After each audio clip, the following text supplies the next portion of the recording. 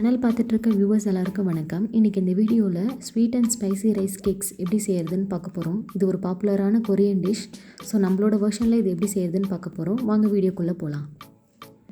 நான் ஒரு கப் அளவுக்கு அரிசி மாவு எடுத்திருக்கேன். அது கூட கொஞ்சமாக உப்பு சேர்த்துக்கிறேன். உப்பு ரொம்ப சேர்க்கக்கூடாது.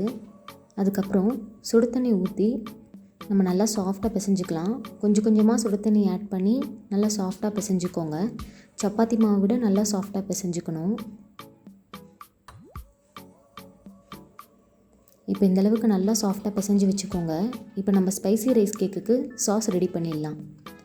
நான் இப்போ ஒரு 3 ஸ்பூன் அளவுக்கு டொமேட்டோ சாஸ் எடுத்துருக்கேன். அது கூட 3 ஸ்பூன் சோயா சாஸ் சேர்த்துக்கிறேன். சேர்த்துட்டு மிக்ஸ் பண்ணிக்கோங்க.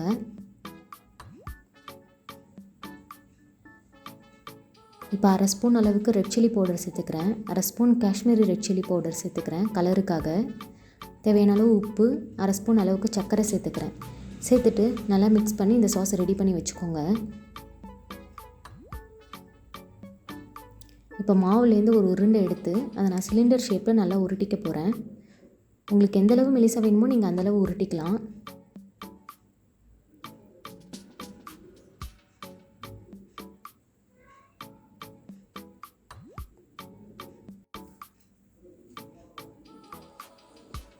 இப்போ உருட்டினதுக்கப்புறம் ஒரு நைஃப் வச்சு குட்டி குட்டி பீசஸாக கட் பண்ணி எடுத்துக்கலாம். கட் பண்ணி எடுத்ததும் இப்போ ஒரு பேனில் தண்ணி சுட வச்சுருக்கேன். அதில் இந்த ரைஸ் கேக் ஆட் பண்ணிவிட்டு நல்லா வேக வச்சு எடுத்துக்கிறேன். வெந்ததுக்கப்புறம் கலர் மாறும், உங்களுக்கே தெரியும். ஸோ நல்லா வேக வச்சு இந்த மாதிரி எல்லா ரைஸ் கேக்கும் நான் எடுத்து வச்சுருக்கேன். இப்போ ஃபஸ்ட்டு ஸ்வீட் ரைஸ் கேக் பண்ணிக்கலாம். இப்போ நான் ஒரு பேனில் கொஞ்சமாக எண்ணெய் அப்ளை பண்ணியிருக்கேன். அதில் இந்த ரைஸ் கேக்கில் உங்களுக்கு எந்தளவு ஸ்வீட் ரைஸ் கேக் வேணுமோ அந்தளவு சேர்த்துக்கோங்க. சேர்த்ததுக்கப்புறம் ஒரு 3லேருந்து 4 ஸ்பூன் தேன் விட்டுக்கிறேன். நல்லா மிக்ஸ் பண்ணிக்கோங்க தேன் கூட. இப்போ ஒரு 1/2 ஸ்பூன் அளவுக்கு வெள்ளை எள்ளு சேர்த்துக்கிறேன்.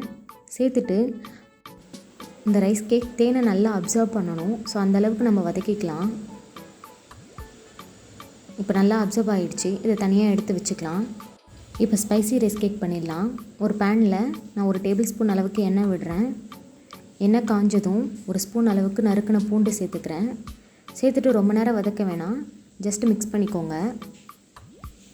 இப்போ ஒரு வெங்காயத்தை மெலிசாக நறுக்கி வச்சுருக்கேன், அதையும் சேர்த்துக்கிறேன். சேர்த்துட்டு லைட்டாக வதக்கிக்கோங்க. ரொம்ப நேரம் வதக்க வேணாம், லைட்டாக வதக்கினா போதும். இப்போ 1 கப் அளவுக்கு முட்டைக்கோஸ் சேர்த்துக்கிறேன். சேர்த்துட்டு நல்லா மிக்ஸ் பண்ணிக்கோங்க. இப்போ நம்ம மிக்ஸ் பண்ணி வச்சுருக்கிற ஸ்பைசி சாஸை இதில் ஆட் பண்ணிக்கோங்க. சாஸ் கூட கொஞ்சம் தண்ணி கலந்து அதையும் இது கூட சேர்த்துக்கோங்க.